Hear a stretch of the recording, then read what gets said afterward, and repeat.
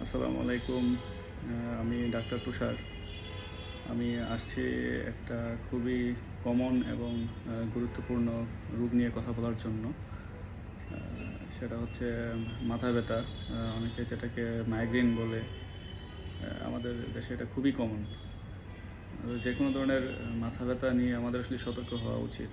কারণ শুরু থেকেই সতর্ক না হলে পরবর্তীতে মাথা ব্যথা অনেক বড় ধরনের রোগের কারণ হতে পারে। তো ১ম এই আসি আসলে আমরা মাথা ব্যথা কেন হয়? তার মধ্যে প্রধান একটা কারণ হচ্ছে যে অতিরিক্ত স্ট্রেস কিংবা দুশ্চিন্তা অথবা মানসিক চাপ। তো হচ্ছে অতিরিক্ত স্ক্রিন টাইম, যেমন হচ্ছে আমরা ম্যাক্সিমাম সময় হচ্ছে মোবাইল ফোন ইউজ করি বা টিভি দেখি বা ল্যাপটপে কাজ করি। ২ নম্বর হচ্ছে আমাদের পর্যাপ্ত ঘুম না হওয়া।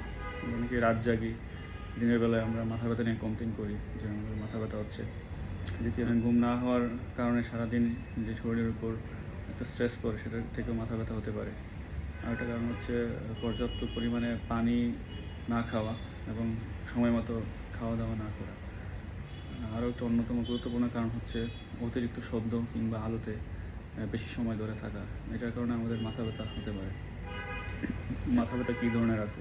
মানে আমার কাছে পেশেন্ট আসলেই কি আমি ধরে নিব যে তার মাইগ্রেন, মাথা ব্যথা নিয়ে আসলেই কি ধরে নিব মাইগ্রেন? না। আমাদের মাথা ব্যথার সবচেয়ে কমন যে মাথা ব্যথার কারণ সেটা হচ্ছে টেনশন হেডেক বলে সেটাকে। এটা হচ্ছে আমরা যখন খুব বেশি অতিরিক্ত দুশ্চিন্তা করি কোনো কিছু নিয়ে, তখন আমাদের এই ধরনের মাথা ব্যথা হয়। এখন এই ধরনের মাথা ব্যথা চেনার সবচেয়ে উপায় হচ্ছে মাইগ্রেন থেকে এই ধরনের ব্যথা আলাদা করার উপায় হচ্ছে যে এই ধরনের ব্যথার ক্ষেত্রে কখনোই কোনো বমি থাকবে না এবং আমাদের মাথার পিছন থেকে একটা মনে হবে যে পিছনে একটা ব্যান্ড লাইক কোনো কিছু আছে। খুব বেশি টাইট একটা ফিলিং হবে। টাইট একটা অনুভূতি হবে এই ধরনের ব্যথা। সেটা হচ্ছে দুশ্চিন্তার ব্যথা বা টেনশন হেডেক বলে। আরেকটা ব্যথা হচ্ছে যে মাইগ্রেন হেডেক। আমাদের দেশে এটা খুবই কমন। মাইগ্রেন হেডেকের ক্ষেত্রে যেটা হয় সেটা হচ্ছে তার প্রচুর মাথা ব্যথা থাকবে এবং দিনের একটা নির্দিষ্ট সময়ে এই ধরনের মাথা ব্যথা হবে এবং তার সাথে বমি থাকবে। আমাদের মহিলাদের এটা খুবই কমন। এটার অনেক কারণ আছে। আমি কারণ নিয়ে কোনো কথা বলব না। জাস্ট শর্টলি হচ্ছে আমি মাথা ব্যথার ডিফারেন্সিয়েশনের জন্য আমি এটা বললাম। আরেকটা হচ্ছে যে আমাদের মেডিকেশন ওভার ইউজ হেডেক বলে একটা মাথা ব্যথা আছে। সেটা হচ্ছে যখন আমরা খুব বেশি ব্যথানাশক ওষুধ খাই। আমরা অনেকেই আছি যে কোনো কিছু হলেই, সামান্য কোনো কিছু হলেই, ব্যথা হলেই আমরা ওষুধ খাই। এই ধরনের ওষুধ যখন লং টাইম ধরে খাওয়া হয় তখন হচ্ছে ব্যথা হয়, মাথা ব্যথা হয়।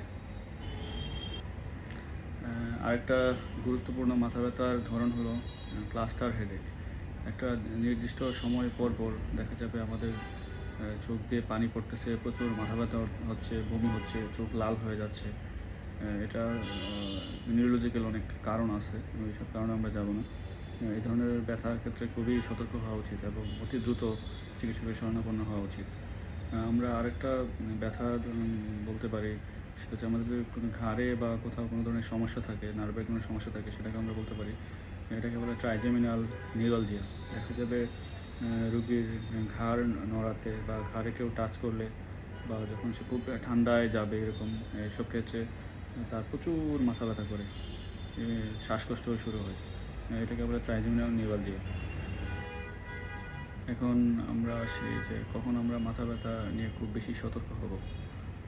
১ম এ যেটা হবে সেটা হচ্ছে যদি হঠাৎ করে খুব বেশি মাথা ব্যথা হয়, তীব্র মাথা ব্যথা হয়, বমি ভাব বা বমি হয়, জ্বর হয় এবং আমাদের ঘাড় শক্ত হয়ে যায়, দৃষ্টিশক্তি কমে যাওয়া বা শরীরের এক পাশ অবশ বা দুর্বল হওয়া, এই ধরনের সমস্যা হলে আমরা খুব দ্রুত চিকিৎসকের শরণাপন্ন হব এবং আমরা চিকিৎসকের পরামর্শ নেব।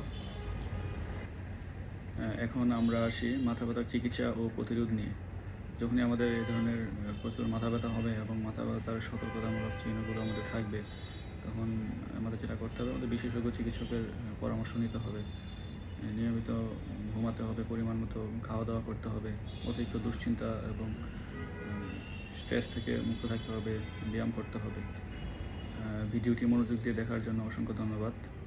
পরবর্তীতে যে কোনো রোগ সম্পর্কে জানতে চাইলে বা আপনারা আপনাদের পছন্দ মতো কোন রোগ নিয়ে জানতে চান, বিষয়টার জন্য অবশ্যই কমেন্ট করুন এবং আমার সাথেই থাকুন। ধন্যবাদ।